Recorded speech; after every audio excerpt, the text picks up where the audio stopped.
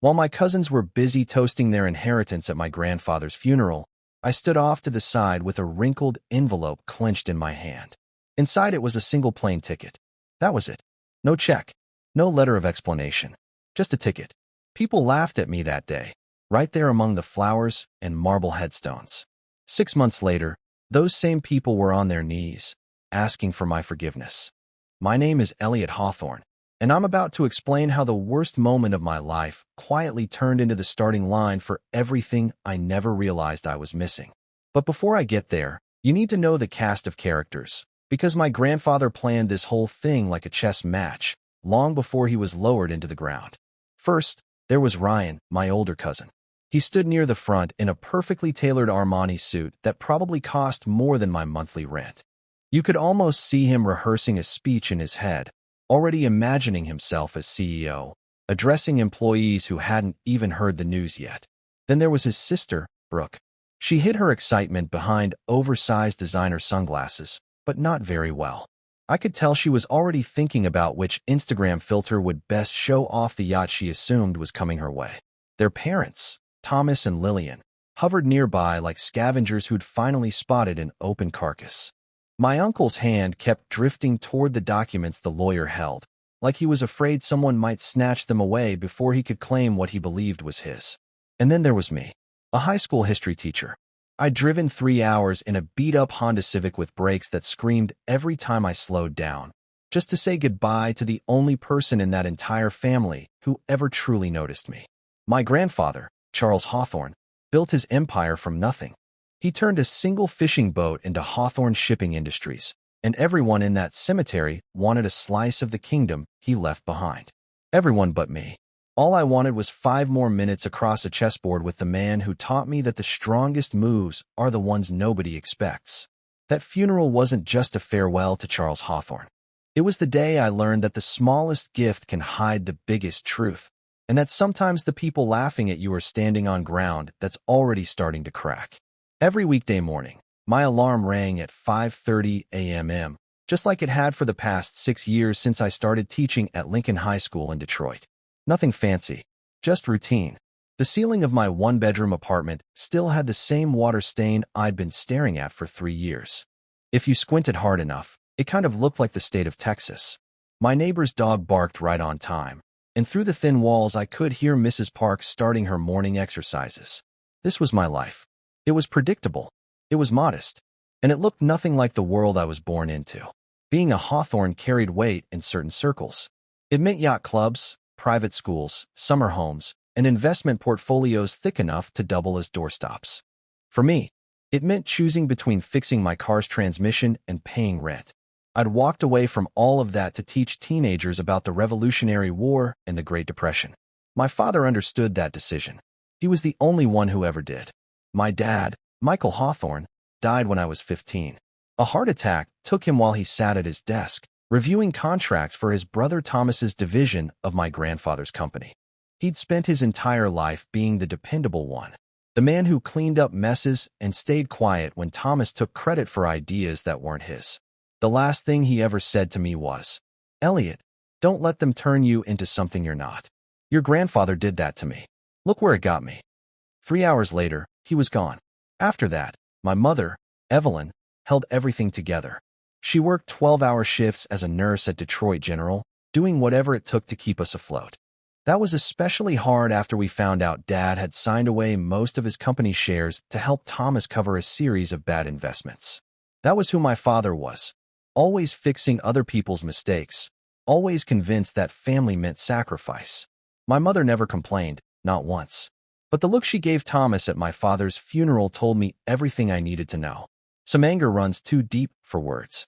Grandfather Charles was a puzzle wrapped in a 3-piece suit. He'd bought his first boat using his Navy discharge pay after World War II. By the time I came along, he owned a fleet of cargo ships, warehouses in a dozen cities, and more money than he could ever spend. But generosity wasn't part of his philosophy. He didn't believe in handouts. He believed in earning. Every birthday card came with a crisp $20 bill and a note that read, "Make it worth more." Every Christmas gift was practical: business books, accounting courses, anything designed to sharpen your edge. The only time he ever seemed genuinely interested in me was during our Sunday chess games. It started when I was 10, right after I won my school's chess tournament. One Sunday morning, he showed up at our apartment, set up a board on the kitchen table, and said, "Show me what you've got." I lost in 12 moves. But he came back the next Sunday, and the one after that. Before long, those chess games became the one steady thread connecting us. "You play like your father," he told me once. "Too focused on protecting your pieces, not focused enough on winning." "Maybe I don't want to sacrifice everything just to win," I said. That made him smile. A real smile, the first one I'd ever seen from him. "Maybe that's why you're the only one who still interests me, Elliot," he said. Ryan and Brooke never understood those games. Ryan was too busy following grandfather around the office, soaking up lessons about tax shelters, leverage, and profit margins. Ryan loved to remind everyone that he'd earned his MBA from Wharton, my grandfather's old school, and he never missed an opportunity to bring it up. Every family dinner somehow turned into a one-man seminar, with Ryan lecturing us about market efficiencies and strategic growth like he was headlining a TED Talk. He didn't really talk to people. He presented to them, using buzzwords instead of sentences and treating every conversation like a pitch deck. Brooke played a different game altogether. She turned herself into a walking brand, documenting her life online as the glamorous shipping heiress.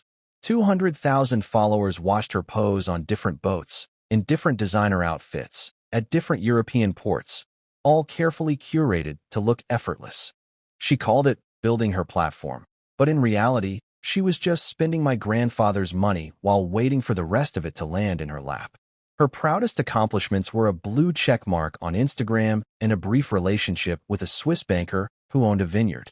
Their parents, Thomas and Lillian, were what you'd call a power couple, if you stripped the phrase of anything meaningful. Thomas had climbed his way into the CFO role at Hawthorne Shipping, though most of the actual work was quietly handled by his assistant.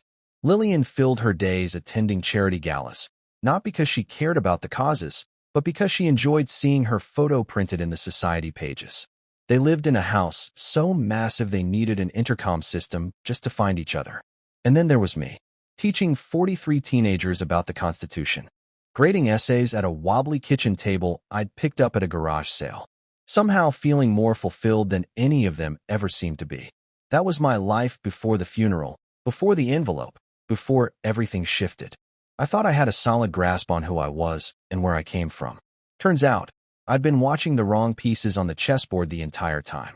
The Rochester Country Club had never felt as stifling as it did that October afternoon. Grandfather Charles had insisted his will be read there, in the same oak-paneled room where he'd closed his biggest deals over brandy and cigars. The polished mahogany table reflected our faces like a dark, distorted mirror. I watched Ryan adjust his Rolex for the third time in 5 minutes. We'd come straight from the cemetery, where the fall rain had turned the burial into a muddy disaster, something Lillian complained about nonstop during the drive. "Before we begin, Mr. Caldwell," the family attorney said as he adjusted his wire-rimmed glasses and cleared his throat, "I want everyone to understand that Charles was very precise about these arrangements. He reviewed this will 1 week before his passing." Thomas leaned forward, his hands already clenched, barely containing his excitement. "We understand, Caldwell," Thomas said smoothly. "Charles discussed the succession plan with me at length. It was a lie, and everyone in that room knew it. Grandfather never talked business outside the office, and he never made promises about the future. Still, Thomas had spent months telling anyone who would listen that he was taking over as CEO, that Ryan would be right beside him, and that the Hawthorne legacy was locked in. "Let's proceed," Thomas said. Caldwell opened the leather-bound folder. "To my eldest son, Thomas Hawthorne, and his wife, Lillian," he read, "I leave the estate in the Hamptons, along with the investment portfolio contained in account Fort 471. Lillian grabbed Thomas's arm, her diamond bracelet flashing under the lights. "The Hamptons house," she gasped. "Oh, Thomas," he remembered how much we loved it. "To my grandson, Ryan Hawthorne," Caldwell continued, "I leave Hawthorne Shipping Industries and all operational assets, with the condition that current employment levels are maintained for no less than 1 year." Ryan shot to his feet, so fast his chair screeched across the floor. "I knew it," he said, beaming. "Grandfather, I won't let you down." He was already reaching for his phone, probably updating his LinkedIn title to CEO. To my granddaughter, Brooke Hawthorne, Caldwell went on, I leave the Manhattan penthouse on Central Park West and the yacht Serenity, currently docked in Newport. Brooke let out a shriek that could have shattered glass. The penthouse. Do you have any idea what that's worth? And the yacht? She laughed breathlessly. My followers are going to lose their minds. Then Caldwell turned toward me. There was something in his expression that looked a lot like sympathy. And to my grandson, Elliot Hawthorne, he said, I leave this. He held up a small white envelope, edges worn, my name written across the front in my grandfather's shaky handwriting. The room stayed quiet for exactly 2 seconds. Then Ryan burst out laughing. You've got to be kidding me, he said, barely able to breathe. That's it. An envelope? I took it from Caldwell with steady hands, even though my heart was hammering in my chest. The paper felt thin, light, almost meaningless. Inside was a single plane ticket. Rome. One way. Departure in 48 hours. Let me see that, Ryan said, yanking it from my hand before I could react. A coach ticket, he laughed. Oh, this is priceless. The history teacher gets a vacation. Brooke already had her phone out, recording. This is actually hilarious, she said. Elliot, your face right now. Maybe he left you some frequent flyer miles, too. Thomas stood, straightening his tie with the confidence of a man who believed he'd just won everything. Charles always said you didn't have the killer instinct for business, Elliot, he said. At least he gave you something pleasant. Rome is nice this time of year. It's probably his way of helping you process, Lillian added, her voice soaked in fake concern. A little getaway. How thoughtful. My mother, who'd been silent in the corner the entire time, finally spoke. Is that all, Mr. Caldwell?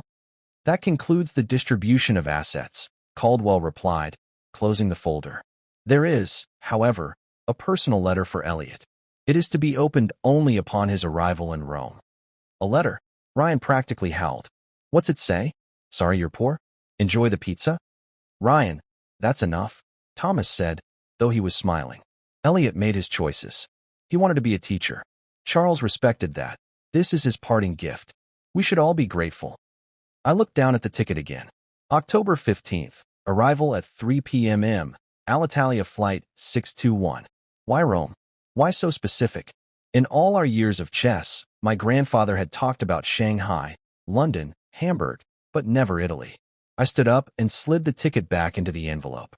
Well, I said, I guess I'd better start packing. You're actually going? Brooke asked, genuinely stunned.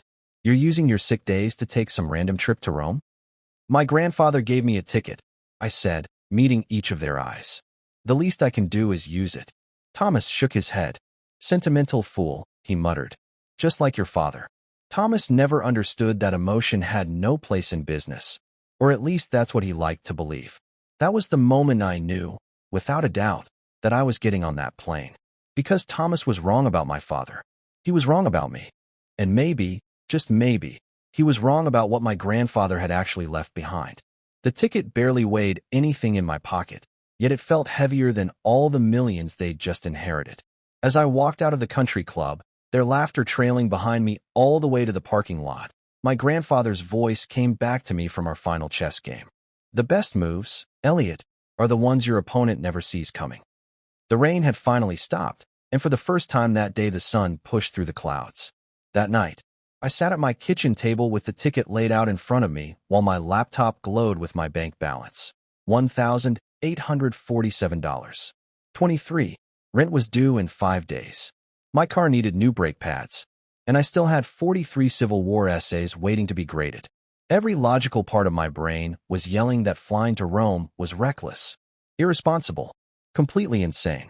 But I couldn't stop thinking about my grandfather during our last chess match, just 2 weeks before he died. He'd seemed different that afternoon, less guarded, almost like he'd finally stopped playing a role he'd been locked into for decades. Elliot, he'd said, moving his knight in a way I didn't recognize. What do you know about trust? It's earned, not given. I answered, repeating the lesson he'd drilled into us since I was a kid. He shook his head. No, boy. Real trust is knowing when to follow without understanding why. Your father understood that. He trusted me with something once, something precious, and I failed him. Then he looked at me, really looked at me. But you're different, Elliot. You don't want anything from me. I never have, I told him. I know, he said. That's why, when the time comes, you'll trust me, even when everyone else thinks you're a fool. Now, staring at that ticket, his words didn't feel like a memory anymore. They felt like instructions. I picked up my phone and called my mother. I'm going, I said the second she answered. I knew you would, Evelyn replied, without a hint of surprise. Your grandfather called me last month. He didn't explain much, just told me to support whatever choice you made after the funeral. Mom, this is crazy, I said. I can't afford to miss work. I have responsibilities. Elliot, she said gently, your father once told me that Charles wasn't always the man we knew. He said there was a before and an after in his father's life. We only ever knew the after. Maybe this trip is about the before. The next morning, I went into Lincoln High and arranged for a substitute. My principal, Dr. Reynolds, wasn't thrilled about the short notice, but I hadn't taken a single sick day in 6 years. After some resistance, she approved 3 days off. 3 days to fly to Rome and figure out what kind of game my grandfather had set in motion. Mr. Hawthorne, are you okay? Alyssa asked after my last class. She was one of my sharpest students. You seem different today. I'm fine, I said. Just thinking about history. About what part? About how the most important moments don't always look important when they're happening. I packed light. 1 carry-on bag, 2 changes of clothes, and my father's old leather journal, the one I'd kept with me ever since his funeral. The Uber ride to Detroit Metropolitan Airport cost $32 I really didn't have, but by then I was committed to the madness. At the gate, waiting to board, I pulled out the envelope again. That's when I noticed something I'd overlooked before. In the corner, barely visible, was a tiny number written in pencil. The year my grandfather would have been 22. The year after he left the Navy. When my boarding group was called, I stepped into line behind a family arguing about seat assignments. The mother struggled with 2 kids while the father checked his phone every few seconds. Normal people with normal problems, not wondering why a dead grandfather had sent them across the Atlantic on a mystery trip. I found my seat, 32B, middle seat, near the back. Of course, Ryan had been right about one thing. It was Coach. The man to my left was already snoring. The woman on my right claimed both armrests and watched a movie on her iPad without headphones.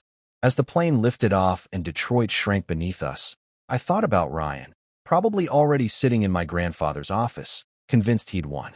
Brooke was almost certainly posting sunset shots from the yacht. Thomas and Lillian were likely meeting with financial advisors, mapping out their new lives. And here I was, crammed into Coach, flying toward a mystery, spending money I didn't have. Still, something about it felt right. For the first time since my grandfather died, I felt like I was exactly where I was supposed to be. Something to drink, sir? The flight attendant asked. Just water, thanks. As I twisted open the bottle, another chess lesson surfaced in my mind. Once, my grandfather had sacrificed his queen, the most powerful piece on the board, to win the game. I'd been stunned, unable to understand why he'd give up so much. Power isn't about what you hold on to, Elliot, he'd said. It's about what you're willing to lose to gain something better.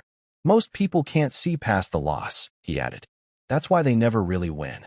The plane turned east, disappearing into the night, heading toward Rome, and whatever my grandfather had hidden there. My cousins thought they'd claimed everything that mattered. But as I settled in for the 8-hour flight, I had a strong feeling the real game was only just beginning, and that I was the only piece my grandfather had positioned to play it. When the captain announced our cruising altitude, I closed my eyes. My father's journal rested against my chest as I trusted a dead man's plan, even though I couldn't see the board.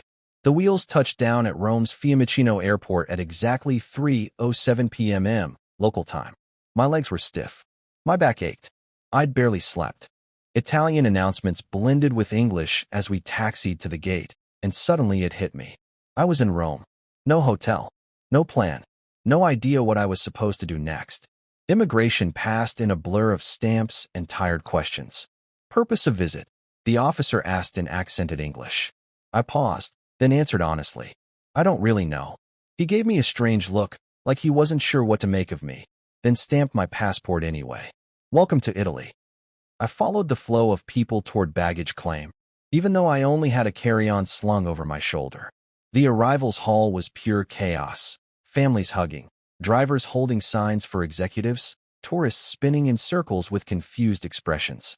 I was almost at the exit when I saw it. A crisp, professionally printed sign that read, Elliot Hawthorne. It was being held by a man in a tailored black suit that probably cost more than my car. My heart skipped a beat. I approached slowly. I'm Elliot Hawthorne. The man's face immediately relaxed. Mr. Hawthorne, finally, he said, clearly relieved. Please, we must go quickly. His English was heavily accented but precise. Who sent you? I asked. Your grandfather, he replied without hesitation. Everything was arranged months ago. My name is Raphael. We have a long drive. Before I could object, he took my bag and led me outside to a black Mercedes sedan that looked like it belonged in a movie. The October air was warm, nothing like the sharp chill I'd left behind in Detroit. Raphael opened the rear door, and I slid into leather seats so soft they felt unreal. Where are we going? I asked as we pulled away from the curb. Montefiore Estate, he said. 1 hour north, in the Sabine Hills. I don't understand, I said. My grandfather never mentioned owning anything in Italy. Raphael met my eyes in the rearview mirror. Mr. Charles owned the estate for 45 years, he said calmly. He visited every September. 1 week. Always alone. 45 years. That meant since 1980, when I was negative 12 years old. None of it made sense. We left the sprawl of Rome behind and climbed into rolling hills covered in olive trees and vineyards. The scenery was almost painfully beautiful, like something out of a movie about starting over in Italy. Raphael drove with effortless confidence, taking sharp curves at speeds that made me grab the door handle. How did you know my grandfather? I asked. My father was his driver first, Raphael said. When my papa died, I took over. 20 years now I drive Mr. Charles when he comes. 20 years of secret visits. What else had he hidden? The road narrowed as we passed through a small village where old men sat outside a cafe, watching us drive by. Then Raphael turned onto a private lane lined with tall cypress trees. At the end, iron gates opened automatically. Beyond them stood a villa that stole the air from my lungs. 3 stories of warm, golden stone. Terraces overlooking endless vineyards. Gardens so perfect they looked painted. Raphael parked in front of massive wooden doors that had clearly stood there for centuries. Before I could say a word, the doors opened. An elderly woman stepped outside. She moved slowly, but there was nothing fragile about her. She carried herself with quiet elegance, silver hair pulled into a simple bun, posture straight, eyes of familiar steel gray. The same eyes as my grandfather. Tears streamed down her face as she walked toward me. I already knew what Raphael was about to say before the words left his mouth. Elliot, he said gently, meet your grandmother, Isabella De Luca. The ground seemed to tilt. I reached back and grabbed the car door to steady myself. That's not possible, I said. My grandmother died before I was born. Isabella reached me then, taking my hands in hers. Her grip was firm, grounding. Your American grandmother did die, Caro, she said softly. But I am very much alive. Her English was flawless, formal, musical. She studied my face like she was committing it to memory. You have his eyes, she whispered, but your father's gentle soul. She smiled through her tears. Come inside, Elliot. There is so much you need to know. The interior of the villa was elegant without being flashy. No marble excess. No gold-plated nonsense. It felt lived in, loved. Nothing like Thomas and Lillian's hollow mansion. Isabella led me into a sitting room where the walls were covered in photographs. There was my grandfather, young, relaxed, laughing, standing in front of a small church. Then a wedding photo. Charles and Isabella, barely in their 20s, glowing with happiness. We married in 1947, Isabella said, watching my face. Charles came to Italy with the Navy and stayed after the war to help rebuild. We met at a dance in Rome. She smiled at the memory. He was handsome, dreaming big. We had nothing. Just a few acres of vines a friend sold us for almost nothing. She poured wine into 2 crystal glasses. This is from our vineyard, she said. We call it eredita. Inheritance. The wine was incredible, rich, layered, alive. I don't understand, I said quietly. He had an entire life here. More than a life, she replied. He had a family. Me. She took a breath. Our son, Alessandro. Grandchildren he never met. Then the Korean War came. Charles felt duty calling. He thought he'd be gone 6 months.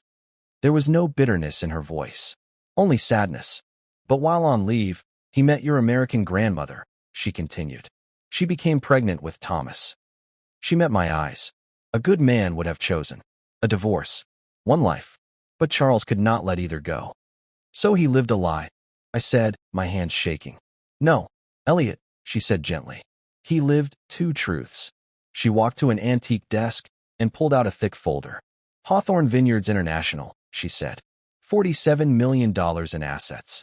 She placed the folder in front of me. It is all yours. He was very clear. Not Thomas. Not Ryan.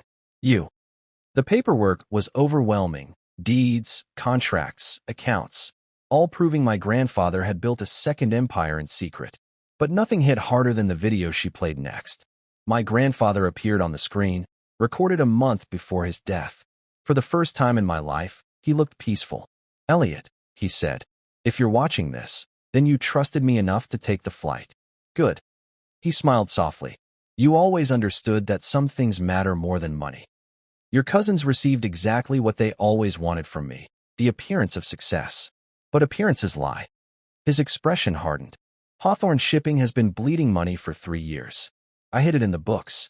Ryan is inheriting a disaster. The penthouse has 3 mortgages. The yacht is leased. The Hamptons estate, 70% owned by the bank. I gave them what they valued, hollow prizes that shine on the surface. Then he leaned closer to the camera. But you, Elliot, you came every Sunday just to play chess. You never asked me for a thing. I never chased influence. I never positioned myself for advantage. I chose teaching over money because I wanted my life to mean something. And because of that, my grandfather decided to give me what I never once asked him for: truth, family, and yes, wealth that was actually real. The vineyard produces 2 million bottles a year. The villa has belonged to Isabella's family for over 300 years. My uncle Alessandro has been quietly running operations all this time, waiting for the day he'd finally meet me. My Italian cousins, Matteo and Giulia, are good people, raised with values, not entitlement. Nothing like Ryan and Brooke. This, my grandfather explained, was my real inheritance. A family that believed in work. Land that produced something tangible. A legacy built on honesty instead of carefully managed lies. In the video, he paused, and that familiar sharp look returned to his eyes. And one more thing, Elliot, he said. Your next move is yours. But take this advice. Ryan will call you within a month. He'll be desperate. When he does, be kinder to him than he ever was to you. That's what will make you better. He smiled faintly. Checkmate, my boy. The screen went black. Isabella rested her hand on my shoulder. He spoke about you constantly, she said softly. Every visit. Stories about his grandson, the teacher who chose purpose over profit. I stayed in Italy for 3 weeks. Long enough to learn everything I could. Uncle Alessandro looked so much like my father it tightened my chest every time I saw him. He ran the vineyard with calm efficiency, never resentful, never bitter about being the hidden son. Matteo and Giulia welcomed me like a brother coming home after a long war. They taught me about wine, about the land, about the version of my grandfather they knew. He was different here, Giulia told me one evening as we walked through the rows of vines. Lighter. He worked the soil himself. He laughed. Not the man you knew. The call from Ryan came exactly 23 days later. I was back in Detroit, back in my classroom, when my phone rang just after midnight. Elliot, he said quietly. It's Ryan. We need to talk. The arrogance was gone. The company's bankrupt, he continued. The accountants found everything. Dad lost the house. Brooke's penthouse was foreclosed yesterday. It's all gone. I'm sorry, I said. No, he replied. You're not. And you shouldn't be. We were awful to you. He hesitated.